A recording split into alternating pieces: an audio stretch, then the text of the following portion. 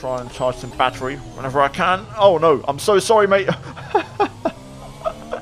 So yeah, as you can see, this car looks bloody fantastic. This is the not so newly released, because I've been meaning to get round to this and I haven't had the chance, but this is the new-ish Formula Hybrid from Race Sim Studio, and it's the 2022 car Evo.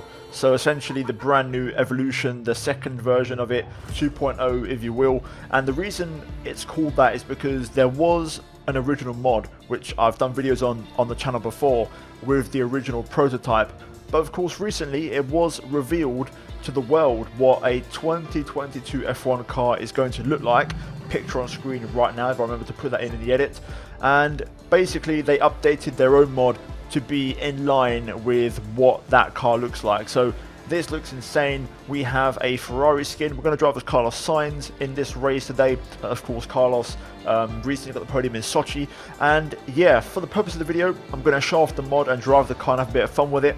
Today we're doing a short little 8-lap race around the Turkish Grand Prix at Istanbul Park. Of course, we're racing here next week. We're back again. So I thought it was a great time to put two great mods together in Assetto Corsa and have some fun. So if you guys like the sound of this, leave a like on the video. Let's try and smash over 1,000 likes. Subscribe for more. As always, I do plenty of Assetto Corsa content, especially during the winter and the off season. And all the mods used in this video, car, livery, track, will be linked down below. So go check those out. And let's jump into this 8-lap race at Istanbul. Okay, let's jump into it. Let's see what happens. We've got a grid of just random AI drivers, but Charles Leclerc is the only other driver on this grid that is realistic, and he's on pole. And our target is to try and catch him. So away we go for the race start. I will admit I've got my graphics quite low, especially for the mirror, so I do apologise for it looking pretty pixelated. Oh my god, okay. I forgot about this. It's such a course that does this a lot with the AI. On the brakes. Attempt 3? Why not? Well, you know what they say, third time's a charm. I'm expecting absolutely no issues here. The last run. Let's do this. Last sound, away we go. Right, decent start. Now, where do we go? Into turn 1 here. I want to be on the more cautious side, as the AI do seemingly get through okay this time. I'm going to crank my force feedback a little bit, as my wheel feels a bit light. And there we go, it's actually on 30%. That explains why my wheel feels so light, but now we can actually have a bit of force feedback, get a bit of feeling underneath the car, and I can give it an assessment. I gotta say, it looks unbelievable. It looks so aggressive. Obviously we've seen the pictures from the real life shots. It's very, very kind of wide and very low, which I really like. It reminds me of like a mid-90s IndyCar, to be honest, but slightly more futuristic. Either way, turn 7, now to turn 8. Can we have a look here up the inside? Do we want to go for this kind of move on the first lap? We'll have a look. Been a bit cautious here as we go single file. We're going to get the run though as we go to the outside. Can we get this car as well? Oh yes, we can. Lovely, lovely. Well, that's a great start already. Now, I'll mention it already to get it out of the way, but the AI are quite chaotic on the first lap.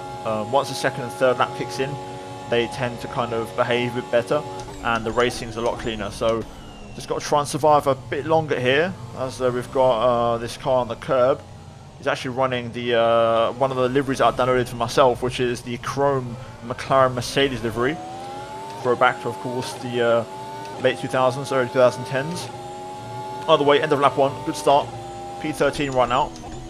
As we're going to turn 1 for the second time, we can see this time the AI much more well behaved as we get past another car.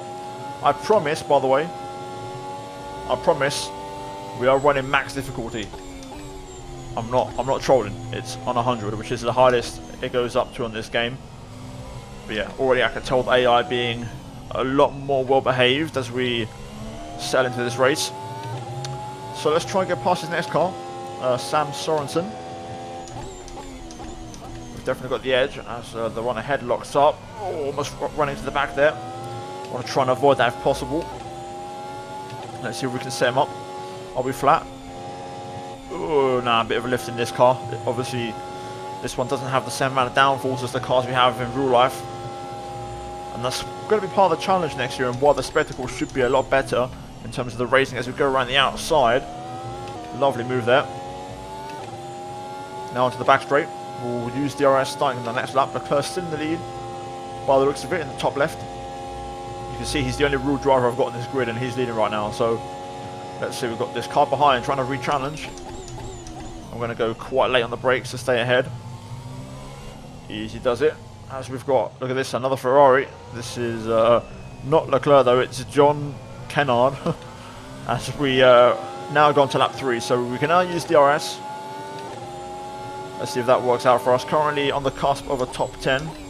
Trying to find my way past AI here as we go a bit sideways through 1. We are going to find space around the outside and pick up another position on our P10. Up next, Ferrari versus Ferrari. Sainz versus the legendary John Kennard. let's try and get him if we can. Oh, that's a bit wide through there. I was trying to go flat. We're running wide on the exit as well, but we are going to get on the inside line this time of our teammate, inverted commas, inverted brackets, and make the move. But I think he might come back at us with DRS here, to be fair. Let's see how this shakes out. Pretty good on the brake zone to the hairpin, so we should stay ahead. Here he comes. He's getting closer, but not close enough. I think we're going to be fine. He does go to the inside. Oh, I've completely messed it up. Got too distracted by the Ferrari in my mirrors. I forgot to hit my bloody brake point. But luckily, we've only lost 2 places, so we can get those back. And now we can use DRS on the pit straight. Lovely. Right. Let's try and get those places back, if possible. Ooh, we've got a nice run through there. Do I fancy this? Oh, it's so hard to stay close through there, man. It really is. I'm trying it. We're going to get a great exit here with the overspeed. We're running hot lap mode now, so full engine power. To the outside we go. It's going to be close. He tries to keep his car in, but we do manage to make the move, and now I get to use DRS for fun. There's the detection line. Or the activation line, more like. Look at the speed now as we close in. Easy. We clear the Ferrari. And this time we do get to slow down on the anchors.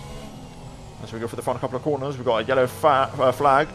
We've got this McLaren-esque skin livery person trying to get past the pink car, which I'm guessing is based off the Racing Point. But another lap ticks over. I'm going to try and charge some battery whenever I can. Oh no, I'm so sorry, mate. Oh no, I'm so sorry. Well, that's one way of getting past the McLaren, I guess, by tipping him upside down. That's always been a thing on this game, man. If you just tap the back of a car, it just takes off. It's unbelievable. Yeah, that car's out of the race for sure. I mean, damage is off, but still. Alright, we're closing up on these fake Racing Points, you could say. Joshua Lopez is going to be the first one, so let's turn up the engine. DRS enabled. Here we go. Going to get a lovely slipstream as we go to the inside. On the brakes, look at that, Leclerc's P4. So Leclerc doesn't even lead anymore. Oh, that car ahead's a bit wide. We're going to set him up for the cutback here. DRS open. Here we go. Oh no, I've done a Maldonado. I've got to be careful to rejoin here. I've done a Maldonado from, I think, Austria 2015 when he opened DRS on the straight and almost lost his car. Wow, that was close. Still got time. 2.5 laps to go. I think it is flat, you know. If I get the line right in these cars. What a run, by the way, we've just gotten. That guy absolutely destroyed him. But yeah, I do think it is flat. If you don't have any dirty here, you get the right line. By the way, we've got past the purple car, now behind Sasha Kamer apparently, and this is based off an Aston Martin. By the looks of it, we're going to crank up the engine, and that's going to put us on the back of Mr. Charles Leclerc, Lord Percival, our teammate. Oh, trying to get the car slowed down there. We do run it in a bit hot, but we're still going to get the edge. And look at this, Leclerc struggling for grip as we go around the outside, and it's a lovely move on our own teammate, and we're through. So we're P4 with 2 laps to go. We can win this. Let's see if we can push on here. We've got McLaren up next. Let's see if it is flat. If I get the line right. Yes, it is. I knew it. Perfect. And that's how it should be. It's flat, but it's really hard to get it right. You've got to get the right line. But that's put us in the back of James here. Let's try and pass him without using too much engine mode, preferably. DRS. Looks like we're struggling here. We may have to use a bit of the hotline mode. Even then, we're still struggling. Having a look around the outside. Not quite possible, but we get the cut back. And we're through, just like that. Nicely done. Okay, last lap of the race. Currently on a podium. Can we get P2? Right to find out. Trying to close in. Last lap, we're going to use all the remaining engine power that we have as we get a bit loose over the Astro. I think we're a bit too far back though, unfortunately, to get anything else out of this race unless the front two absolutely go for it in the final part of the lap. But still P3. Decent little recovery in this 8-lap race as we're not out of energy. Trying to push on here. You never know, there might be a mistake from someone as we round off the race, but still good fun. And I've got to say, this car is really fun to drive. I'll do a bit of analysis now, but there we go. P3 across the line. Job done as Carlos Sainz, and we copy his Russia result. Not bad. So let's talk about the car itself, because obviously that's also part of the reason of this video. Now, the race was good fun. The AI weren't the best around here, I have to be honest, but it is a mod circuit, so to be expected. But let's talk about the car itself and how it handles. Now, I've got to say, I'm really impressed. And there's a key thing here. I do believe the F1 cars nowadays are too big, too heavy, too fast. And just because cars are slower, it doesn't make driving any less satisfying. And it's actually more of a challenge because the cars are harder to drive. There's less, downfalls, so you have to fight them more, but it's more satisfying when you get it right.